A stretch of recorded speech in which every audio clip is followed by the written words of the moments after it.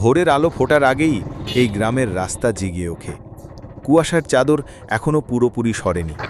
রাস্তার গায়ে সাদা হালকা ধোঁয়ার মতো মোড়ানো সব কিছু।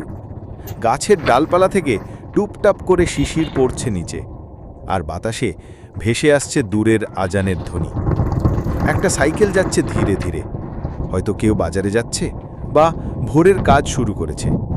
পাশের খালে মাছরাঙা পাখি বসে আছে নিঃশব্দে, যেন সেও প্রকৃতির এই মুহূর্ত উপভোগ করছে। এমন রাস্তা শুধু ছবি তোলার জন্য নয়, মনটা হালকা করার জন্য, যেখানে আপনি নিজের সাথে একটু কথা বলতে পারেন, শব্দ ছাড়াই অনুভব করতে পারেন জীবনের আসল সৌন্দর্য। এই পথ শুধু গন্তব্যে পৌঁছায় না, পথ চলার মানে শেখায়।